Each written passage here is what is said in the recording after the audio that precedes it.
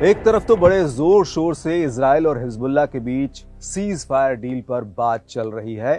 कुछ रिपोर्ट्स में तो यह भी कहा गया है कि इजराइल की सिर्फ एक शर्त को छोड़कर हिजबुल्लाह युद्ध विराम के लिए तैयार भी है, लेकिन दूसरी तरफ दोनों ने एक दूसरे पर हमले भी तेज कर दिए हैं। हेलो दोस्तों, मैं अरविंद योगराज और आज बात होगी इन्हीं खूनी हमलों की और बताएंगे कि कौन किस पर भारी पड़ रहा है। देखिए, अभी हाल ही में इजराइल ने हाइफा समेत गाजा पट्टी और लेबनान के कई इलाकों में भयंकर हमले किए। हाल ही में किए गए एक इजरायली हमले में तो 80 से अधिक लोग मारे गए।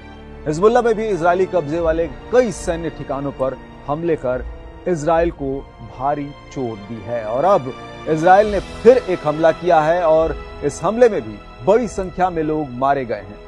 हमले के बारे में लेबनान का कहना है कि देश के पूर्वी और दक्षिणी हिस्से में गुरुवार को इजरायली हमलों में 52 लोग मारे गए हैं। स्वास्थ्य मंत्रालय के एक बयान में कहा गया है कि पूर्वी लेबनान के बेका घाटी में बालबेक जिले को निशाना बनाकर किए गए इजरायली दुश्मन के हमलों में 40 लोग मारे गए और 52 लोग घायल हो गए।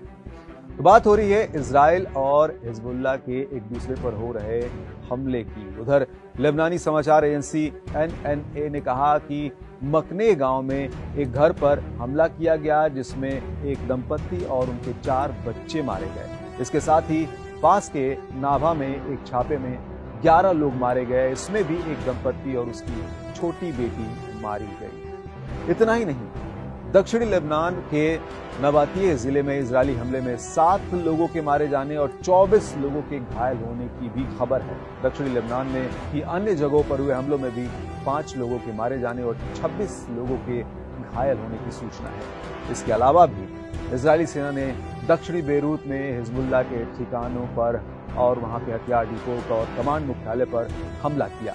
इन हमलों में भी लोग मारे गए और घायल हुए। अब इन हमलों से तो बिल्कुल भी नहीं लगता कि इजराइल और हिजबुल्लाह के बीच युद्ध रोकने की किसी भी डील पर बात चल रही हो। इनके बीच के युद्ध को समाप्त कराने के लिए अमेरिका भी लगा हुआ है। अमेरिकी दूत वहां पर आमोस होस्टीन लगातार प्रयास कर रहे हैं। इन प्रयासों के बीच इजराइल और हिजबुल्लाह एक दूसरे को खत्म कर देने में लगे हैं। इजरायली हमलों के जवाब में हिजबुल्लाह ने कहा कि उसके लड़ाकों ने दक्षिणी लेबनान के खियाम शहर में और उसके आसपास के इजरायली सैनिकों को निशाना बनाया है। इस युद्ध के समीकरण पर नजर डाले तो जब गाजा पट्टी में इजराइल और हमास के बीच युद्ध चल रहा था, तब इस युद्ध में जैसे इजराइल की मदद अमेरिका कर रहा था, उसी तरह हमास की मदद करने के लिए हिजबुल्लाह मैदान में कूद पड़ा। इससे जाहिर है कि इजराइल और हिजबुल्लाह के बीच दुश्मनी होनी थी। दोनों के बीच दुश्मनी हुई भी और अब ये दुश्मनी इजराइल और हिजबुल्लाह के बीच सीधे हमलों में बदल गई है और ये तो अब ऐसा लग रहा है कि ये वॉर ही इजराइल और हिजबुल्लाह के बीच छिड़ी हुई है।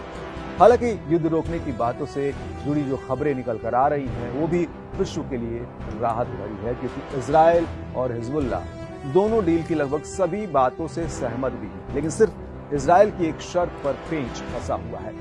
इजराइल का कहना है कि उसे हिजबुल्लाह पर कार्रवाई करने की छूट चाहिए और हिजबुल्लाह का कहना है कि वो इजराइल की किसी भी शर्त पर युद्ध विराम समझौता नहीं करेगा। यहाँ तक कि हिजबुल्लाह ने तो हाल ही में ये तक धमकी दी कि वो इजराइल की शर्त पर समझौता नहीं करेगा, बल्कि अगर जरूरत हुई तो वो इजराइल से तब तक युद्ध करने के लिए तैयार है जब तक इजराइल युद्ध करना चाहे। ऐसे में अभी कुछ भी साफ नहीं हो पा रहा है कि क्या इजराइल और हिजबुल्लाह इस बार युद्ध विराम पर सहमत हो जाएंगे या फिर युद्ध और लंबा खिंचेगा।